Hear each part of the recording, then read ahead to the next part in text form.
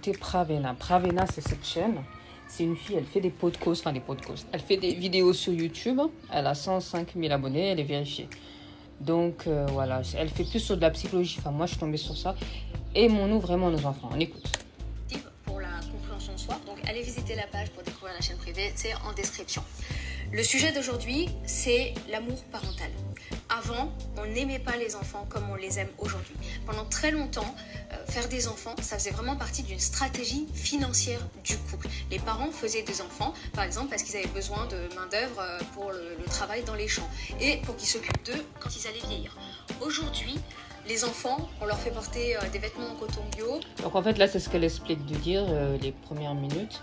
Elle dit que les enfants d'avant, du siècle dernier, 20e siècle, on les faisait pour qu'ils travaillent dans les champs, pour qu'ils subviennent aux besoins des parents, financièrement. Voilà, financièrement. Je vais la laisser terminer. On rachète des jouets, on leur achète des couches toutes plus moelleuses les unes que les autres. Mais est-ce que ça veut dire que pour autant on est de meilleurs parents que ceux du passé? Est-ce que c'est vrai? Est-ce que finalement on n'est pas dans le même schéma qu'avant, quand des parents projettent leurs propres ambitions sur leurs enfants, ou qu'ils exercent une pression pour qu'ils fassent tel métier, ou qu'ils fassent telles études? Est-ce qu'on n'est pas finalement dans les... Donc là, en fait, là, elle parle des enfants d'aujourd'hui qui sont hyper gâtés, qui sont sur les réseaux sociaux. On va parler un peu de la génération d'avant, qui avait leur... Moi, quand j'étais petite, j'avais mon papa travaillait à l'ONU, il avait un salaire à 5 chiffres. Et en fait, il m'a acheté des Barbie Mattel, des magazines Star numéro 1. J'avais une chambre remplie de posters et j'avais une cage à jouets joueurs. Bon, moi, j'étais la première et j'étais gâtée. Et après, il y a mon frère qui a suivi. Et là, elle dit que les enfants d'aujourd'hui, c'est plus la même éducation, mais on va les éduquer par le désir des parents à travers... Elle l'explique dans sa vidéo. Je pense que c'est le choix du mythe. Stratégiques qu'avant, mais qu'elles sont juste plus subtiles. Notre regard sur l'enfance a beaucoup changé et ça c'est très lié aux droits des enfants. Pendant très longtemps, les enfants n'avaient pas de droits. Le mot enfant lui-même, il vient de infance qui signifie non parlant. Donc on définit l'enfant par quelque chose qu'il ne sait pas faire, ce qui lui manque pour être un adulte. Il n'existe pas en tant que tel. La notion d'enfance est très récente et tout ce qui est autour de l'enfant aussi. Par exemple, la mode pour enfants, c'est récent aussi. Avant on habillait les enfants comme des adultes en miniature. Les jeunes filles portaient des corsets. L'enfant était un pré-adulte et il était reconnu comme adulte vers 6 ou 7 ans, quand il était en capacité de travailler et donc de ramener de l'argent au foyer. En France, la première loi qui limite le travail des enfants, elle est récente, hein, elle date que de 1841. Voilà cette loi. Donc les enfants du passé, on les mettait en peinture et c'est vrai qu'ils représentaient le blason des parents. Et donc elle explique à travers le blaze infant, ça veut dire un être qui ne sait pas. Voilà, infant, j'ai trouvé le terme infant, c'est un terme grec, hein. Je crois qu'elle avait dit latin, c'est plutôt latin. Terme de Sandor Ferenczi, désigne un enfant qui n'a pas encore acquis le langage, un être humain, quoi, francisation du latin infans. Désignant le très jeune enfant qui ne parle pas, formé de in, préfixe négatif, nana et tout. Voilà, vous savez. Voilà. Article 2, les enfants devront, pour être admis, avoir au moins 8 ans. Des lois qui limitent, pas qui l'interdit. Et elle n'a même pas été respectée parce qu'il n'y avait pas de sanction. Et les enfants étaient de la main-d'œuvre trop rentable pour les entreprises pour qu'elles s'en passent. Donc le droit des enfants, c'est quelque chose de récent, qui est prôné par notre époque et par notre culture. Avant... Ah, ça bug. Je voulais montrer les articles qu'elle avait mis en ligne. La main-d'œuvre... Même article 11, en cas de contravention, les inspecteurs de la sont les poursuiveurs lourds. En cas de contravention, les propriétaires ou exploitants d'établissements sont traduits devant le juge. Et ça, c'est le truc d'avant que je voulais vous montrer. Les enfants devront, pour être admis, avoir au moins 8 ans. De 8 à 12 ans, ils ne pourront être employés au travail collectif. Voilà, des articles des années 1900 qui font travailler des enfants. On écoute la suite.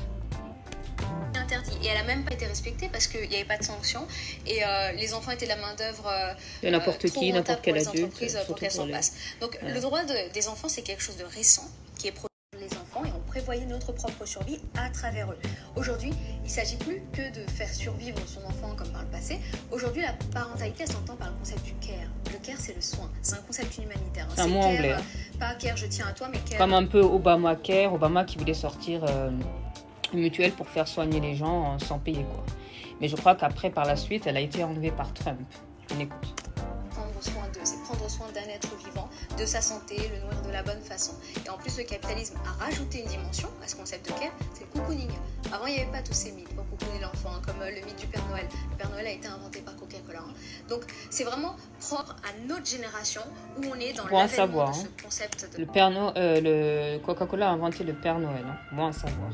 Après, on va vérifier les sources. Hein. Alors, Pravina disait que Coca-Cola a inventé le Père Noël. Je ne sais pas si c'est une source sûre, parce que moi, je vois que c'est Thomas Nast. Je regarderai sur Google, hein. Il n'y a pas la plus meilleure source. Hein. La naissance du Père Noël. En 1863, Harper's Illustrated Weekly, le journal new-yorkais, révèle Santa Claus. Ça vient de Santa Claus, une fête, d'un costume garni de fourrure blanche et portant un large ceinture de cuir. Le dessinateur Thomas Nast en fut l'auteur.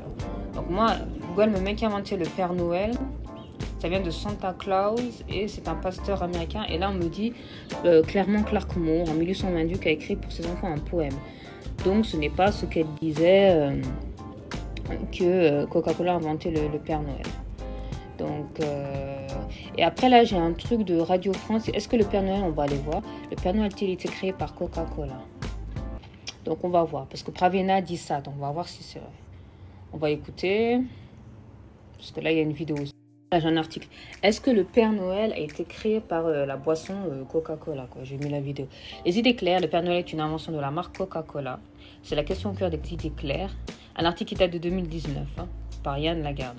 Notre programme hebdomadaire produit par France Culture et France Info destiné à lutter contre les désordres de l'information et des fake news aux idées reçues. C'est une publicité que tout le monde connaît. Le Père Noël s'enfout dans une maison par la cheminée le 24 décembre au soir.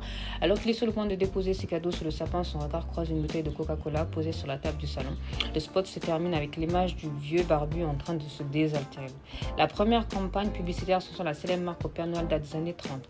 Le bonhomme joufflu, il apparaît alors jovial, bedonnant et sa tunique rouge et blanche est celle que l'on connaît aujourd'hui. Un marketing tellement efficace que beaucoup imaginent encore aujourd'hui que Coca-Cola a créé le Père Noël. Alors ce qui est faux, c'est inspiré du premier personnage que je vous ai montré, c'est-à-dire Thomas. Donc, voilà. Les tendances inégalitaires d'un pays et le style d'éducation parentale. Plus il y a d'inégalités, plus le style sera autoritaire. Donc si les parents sont moins autoritaires aujourd'hui, c'est pas parce qu'ils sont...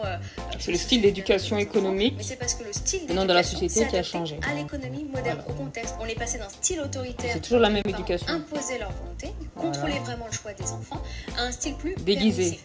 Mais ce style permissif il est déguisé. Le même objectif que le style autoritaire. Voilà. C'est juste que la méthode a changé. Les parents n'imposent plus ce qu'ils veulent. Ils n'obligent pas l'enfant à contribuer directement aux finances du foyer. Parce que là, ce qu'elle explique en général, c'est que l'éducation autoritaire de ce que les parents veulent sur l'enfant, de leur projection, de leurs souhaits qu'ils n'ont pas pu faire jeune ou quoi, ça a toujours été, avant c'était plus autoritaire, maintenant c'est plus permissif, mais déguisé sous l'autorité. En leur achetant des jouets, en leur achetant des poupées Barbie, en leur achetant des voitures, en leur inscrivant à leur... les tendances inégalitaires d'un pays et le style d'éducation parentale. Plus il y a d'inégalités, plus le style sera autoritaire. Donc si les parents sont moins autoritaires aujourd'hui, c'est pas parce qu'ils sont... c'est le style d'éducation économique, mais c'est parce que le style de la société qui a changé. À l'économie moderne, voilà. Au contexte, on est passé d'un style autoritaire... C'est toujours la même éducation. Imposer leur volonté, contrôler vraiment le choix des enfants, à un style plus déguisé. Permissif. Mais ce style permissif il est déguisé. Le même objectif que le style autoritaire. Voilà. C'est juste que la méthode a changé. Les parents n'imposent plus ce qu'ils veulent. Ils n'obligent pas l'enfant à contribuer directement aux finances du foyer. Parce que là, ce qu'elle explique en général, c'est que l'éducation autoritaire de ce que les parents veulent sur l'enfant, de leur projection, de leurs souhaits qu'ils n'ont pas pu faire jeune ou quoi, ça a toujours été, avant c'était plus autoritaire, maintenant c'est plus permissif, mais déguisé sous l'autorité. En leur achetant des jouets, en leur achetant des poupées Barbie, en leur achetant des voitures, en leur inscrivant à des écoles, on continue.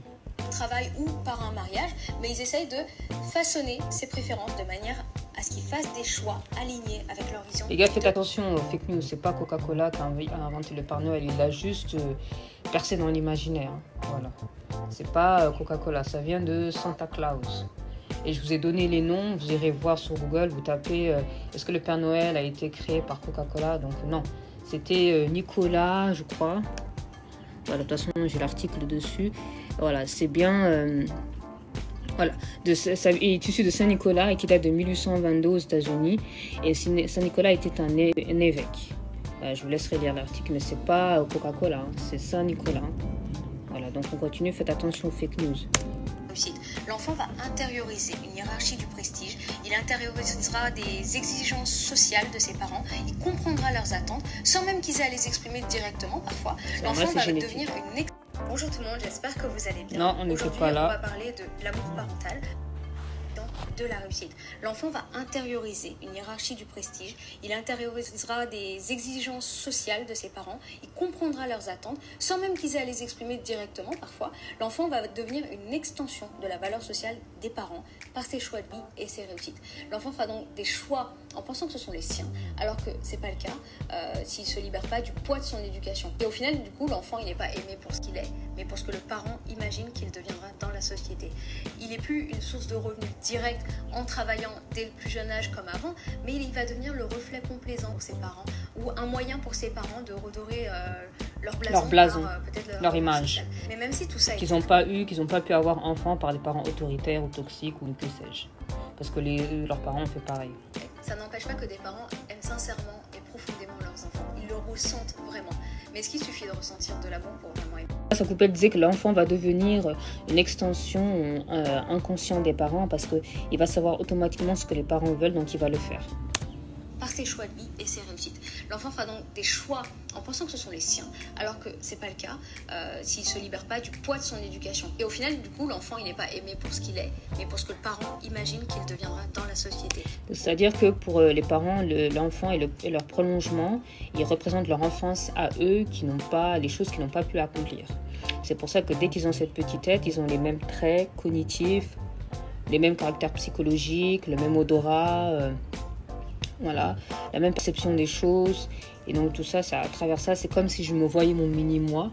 Voilà, c'est comme si je me voyais mon mini-moi. Donc je vais l'aimer parce qu'elle me représente moi, elle est moi, elle me ressemble, je l'ai faite, c'est ma fille. Puis quand tu dis à un moment donné, quand tu vas commencer à dire je l'ai faite, donc voilà, signe d'autorité. Donc voilà, donc on continue la suite. Donc là, on va voir ce qu'elle dit. L'élan biologique qui nous fait aimer notre enfant, en fait, il trouve sa source dans une forme de narcissisme. L'amour parental s'explique par la reconnaissance de ses propres traits sur le visage de son enfant. En fait, la ressemblance physique augmente l'attachement. Donc l'enfant, il n'est pas aimé pour lui, mais parce que on se voit en lui. Et ça, en fait, ça ne va pas concerner que l'apparence. On peut se voir en lui par les connivences de caractère, par le partage d'une même vision du monde, ou bien aussi parce qu'il y aura un schéma de réparation. On ne voit pas son enfant, on se voit soi enfant, et on va le traiter comme on aurait voulu être traité. Donc c'est pas l'amour d'un parent. Ça c'est de l'amour aussi, hein. Mais bon, après c'est rendre service à l'autre. Envers son enfant, c'est l'amour d'un parent envers lui-même, c'est l'état émotionnel du parent vis-à-vis de sa propre enfance. Et lorsqu'on questionne les parents sur les raisons qui leur ont donné envie de faire des enfants, aucune des raisons n'est l'amour inconditionnel pour l'enfant. Et pareil qu'on pensait réaliser. Donc de la suite. Du parent envers l'enfant. L'enfant n'était pas aimé pour lui en tant qu'individu, il était aimé parce qu'il faisait partie de cet amour conjugal. Et cet imbriquement, il se révèle par exemple lors des séparations où certains parents vont rompre avec le partenaire, mais aussi l'enfant, ou lorsque l'enfant se sent moins aimé quand un parent refuse. Et après, quand il y a une séparation, souvent il y a le syndrome de l'aliénation. Je vous inviterai à faire des recherches, l'aliénation parentale, c'est-à-dire que les parents vont se séparer, donc par exemple la maman prend le petit, elle va lui dire va pas chez ton père est comme ci, ton père est comme ça, va pas chez lui, nana. Elle va l'influencer de sorte que elle va enlever cet amour que l'enfant a pour le papa ou pour la maman, peu importe. Couple avec de nouveaux enfants. Et en fait, ce schéma affectif du mythe de Médée, il a été repris souvent, il a été repris dans le film Un secret de Claude Mila, par exemple. C'est un film qui se passe pendant la Seconde Guerre mondiale, où une famille juive va s'enfuir avec des faux papiers, et l'épouse... L'enfant, en fait, c'est comme la cerise. On a 6 minutes 03. Les parents font l'enfant pour eux, pour leur projet de vie, et pas pour l'enfant. Le plus souvent, il s'agit d'une étape... Parce que l'enfant n'est pas encore né, donc il ne sait pas. Il ne peut pas encore se défendre à cet âge-là. La vie d'un couple, en fait, c'est la métamorphose de l'amour conjugal. Un couple, s'il n'a pas la possibilité de se maintenir sur la durée, juste en se suffisant à lui-même par la compagnie de l'un et de l'autre, il aura besoin de cette métamorphose, de cet amour conjugal. Ce sont ces étapes qui lui permettront d'éviter cette séparation des deux êtres. En fait, le couple ne se suffit pas à lui-même et l'enfant va éviter la dissolution du couple par cette transformation de l'amour conjugal. Soit il sauve une relation en déclin par détournement d'attention, soit il empêche la séparation parce que du coup il donne la perspective de préjudice futur en cas de séparation que le parent évitera, soit parce qu'il crée l'expérience de parentalité et du coup... Ah oui, ce qu'elle essaie d'expliquer, c'est qu'un couple, pour se sauver, si dans la durée ils n'arrivent pas, soit ils vont donner cette solution de faire un enfant pour consolider l'amour du couple, le blason du couple. C'est ça. Malgré les tentatives de sa nourrice, elle poignarde Mère Méros et Férès, les enfants qu'elle a eus du traite Jason. D'accord, donc après je connais pas trop cette histoire, mais on va continuer notre chronique à nous. Apprendre de manière assez brusque que son conjoint est infidèle. Et c'est à ce moment-là que des gendarmes se présentent. Et ce qu'elle va faire, c'est qu'elle va montrer ses vrais papiers. Donc elle va trahir le secret. Et elle va pas montrer seulement ses vrais papiers, elle va montrer aussi ceux de son fils. Donc elle provoque sa mort et celle de son fils. C'est sa façon de se venger de son mari infidèle. Et ça, c'est un schéma qui revient souvent dans les récits. C'est fort, une mère qui a besoin de se venger en tuant elle et son fils parce que son mari l'a trompée. Des fois, l'amour peut être plus fort que l'amour pour son enfant, alors que ça devrait pas. Enfin, on continue. Traverse les époques parce qu'il extériorise un tabou de l'amour parental qui est imbriqué à l'amour conjugal. Les mythes sont des récits fondateurs. Les parents n'ont plus de pouvoir. Les personnages nous permettent de vivre par procuration des choses, des pulsions humaines. Ils purgent les humains des passions inavouables. Ça met une image. On est presque fini, on arrive à la fin de la vidéo. Dans son enfance, il a été une sorte de gêne dans son évolution. Et Simone de Beauvoir a écrit à ce sujet-là, elle a écrit que les complexes, les obsessions, les névroses dont souffrent les adultes ont leur racine dans leur passé familial. Les parents qui ont leur propre... Voilà, Simone de Beauvoir, c'est une philosophe et essayiste française, mais c'est aussi une écrivaine. Hein. Donc elle a écrit un tas de livres sur la femme, sur le couple, sur la femme. Je vous laisse chercher sur Google, c'est une femme très connue. Hein. Mais elle a malheureusement signé une pétition pour favoriser la pédophilie, malheureusement. Leurs querelles, leurs drames sont pour l'enfant la compagnie la moins souhaitable. Ils abordent leurs propres enfants à travers des complexes et des frustrations. Et cette chaîne de misère se perpétuera indéfiniment. Alors à la question... Plus maintenant, parce que maintenant il y a plein de vidéos sur YouTube, donc les gens vont changer. Mais la réponse est probablement non. En tout cas pas comme on s'imagine l'amour parental dans notre société. Et peut-être maintenant oui, peut-être. Mais il faut les pardonner. Je vous invite à pardonner vos parents. Vous avez trop besoin d'enfants, les entreprises des années 1900 pour la main d'œuvre. Vous en avez trop besoin, vous ne pouvez pas s'en passer. Et donc du coup, voilà, cette loi de quarantaine n'a pas été respectée et tout, parce qu'ils avaient un grand besoin de main d'œuvre. Donc après, il y avait l'histoire de Coca-Cola. Donc Coca-Cola, il n'a pas inventé le Père Noël, il l'a imaginé. Il a renforcé le personnage. Et ce personnage a été créé par j'ai mis Trump, c'est pas Trump. C'était un certain Thomas Klaus, un truc comme ça. Et après, elle parlait de notion de care. Care, c'est soigner la personne. C'est care, soin, c'est en anglais. Care, c'est soin, apporter des soins à une personne. Et le mec qui était originaire de ça, c'est Saint Nicolas. C'était un évêque de l'Asie, qui venait d'Asie mineure dans les années 1800. Il a vécu entre le 3e et le 4e siècle. À partir de 1087, des marins de Bari, dont l'époux et un Italien ont ramené ses restes à Bari pour qu'ils soient vénérés en Europe. Après, il y avait l'article de France Info, je le laisserai voir. Alors après, elle parle d'ici de l'amour des parents. Donc l'amour naturel, l'enfant adulte se sentira endetté socialement envers ses parents au niveau de l'amour. Le cocooning, l'amour inconditionnel. Le cocooning, c'est quand on se sent à l'aise, tellement on prend soin de nous qu'on se sent à l'aise. L'amour inconditionnel, naturel, sans réciprocité, le parent obligé d'accompagner la vie de l'enfant envers son enfant, il a une solidarité légale envers ses enfants. Solidarité affective, quelque chose d'économique. Les parents ne sont pas plus préoccupés par le bien-être de leurs enfants. Donc je vous rappelais, je vous disais que c'était la même chose, la même autorité, mais c'était déguisé par des achats, des jouets, tout ça, mais les parents imposent toujours ce qu'ils veulent en termes de réciprocité envers l'enfant. Il y a un article de 1912 comme quoi l'enfant fera des attentes sans qu'il le comprenne parfois, parce que l'enfant il naît, il a ses parents, et les parents c'est l'excellente... Moi, cette notion de parents, je m'y connais parce que j'étais l'aîné d'une fratrie. Et moi, je m'y connais. Parce que j'ai des copines autour de moi qui ont des enfants aussi, donc ça me parle. Donc pour moi, oui, on devrait être reconnaissant aux parents pour tout ce qu'il a fait, parce que ça reste des êtres humains, avec des avantages et des inconvénients, donc des qualités et des défauts. Donc à mon avis, même s'ils ne nous ont pas aimés en tant que tels, parce qu'on était des enfants, on n'était pas des personnes en tant que telles, on n'était pas des personnes à part entière. Ils ont fait le maximum, mais là où il faut en avoir, c'est quand ils ont été un peu trop toxiques. Voilà, là, il ne faut pas les pardonner. Mais sinon, dans le reste, il faut leur pardonner pourtant pour les besoins physiques, autant que les besoins physiques que moraux. Voilà, je vous laisse une très bonne journée.